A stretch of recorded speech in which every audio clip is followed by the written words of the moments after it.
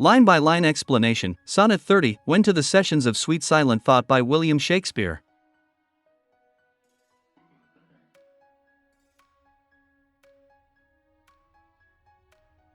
Line 1. When to the Sessions of Sweet Silent Thought. The poem begins with the speaker reflecting on moments of quiet introspection. The phrase sessions suggests a formal gathering, almost like a court session, where the speaker summons memories and past experiences. This silent thought indicates deep contemplation, where the speaker is alone with their reflections, allowing past events and emotions to resurface in their mind. Line 2. I summon up remembrance of things past. In this moment of quiet reflection, the speaker deliberately recalls memories from the past. The word summon is significant as it suggests that these memories are being actively called forth, as if the speaker is in control of this process. They are deliberately engaging with their personal history, bringing past events to mind for reflection. Line 3. I sigh the lack of many a thing I sought. As the speaker revisits these memories, they are overcome with regret. The phrase I sigh the lack conveys a sense of disappointment and sadness over the unfulfilled desires and goals they had pursued but never achieved. This line captures the essence of personal regret, where the speaker is burdened by what they have failed to accomplish. Line 4. And with old woes new wail my dear time's waste. The speaker's regret deepens as they lament wasted time. The phrase old woes refers to previous sorrows that are brought back into focus, now causing fresh emotional pain. The speaker mourns over the waste of time, indicating that the past years feel misspent, as if they have failed to make the most of their opportunities. Line 5. Then can I drown an eye, Eunice to flow. At this point, the speaker admits to crying, despite it being unusual for them.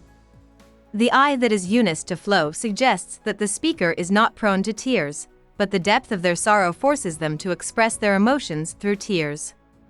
This line highlights the speaker's vulnerability as they confront the weight of their grief. Line 6. For precious friends hid in death's dateless night. The speaker's grief is partly due to the loss of friends who have died. The phrase death's dateless night evokes a sense of eternity and timelessness, as the friends are now hidden away in the darkness of death, beyond the reach of time.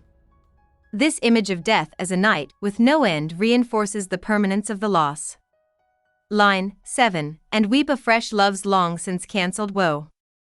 As the speaker reflects on their losses, they find themselves crying again for old pains related to love. The long since cancelled woe refers to sorrows that had been resolved or put aside but are now felt anew.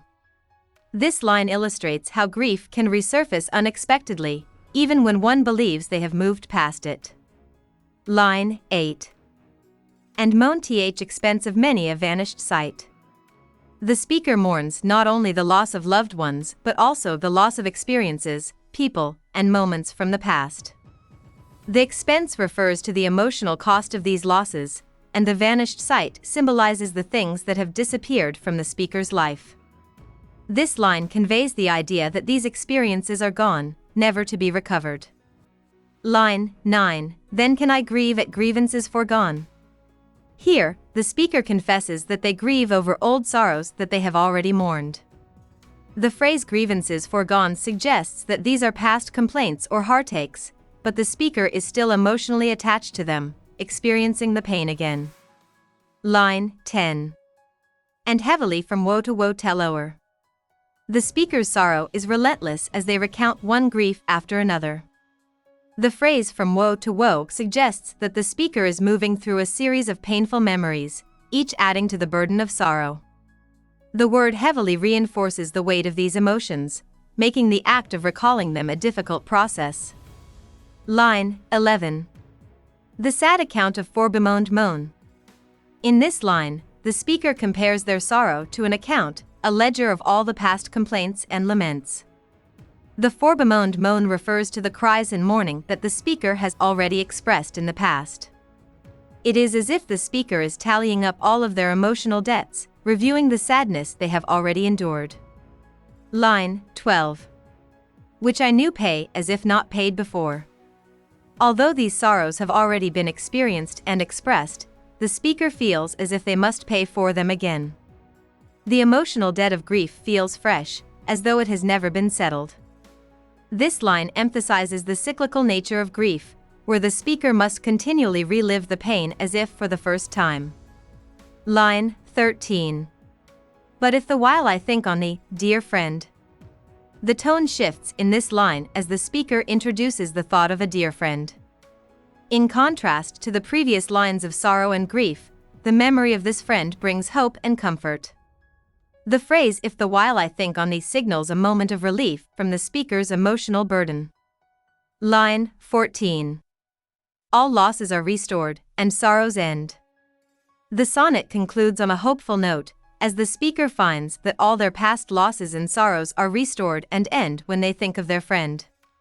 The friend's memory provides emotional healing, undoing the pain and grief that had weighed down the speaker throughout the poem. This final line emphasizes the redemptive power of friendship and human connection, suggesting that personal bonds can bring peace even in the face of deep sorrow. In summary, Shakespeare's Sonnet 30 is a meditation on memory, loss, and the comforting power of friendship.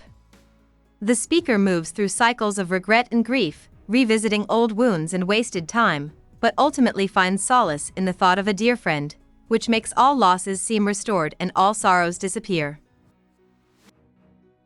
Hope we summarized it fully and you liked it. Please hit the like button and subscribe to our channel so that we are motivated to create more videos.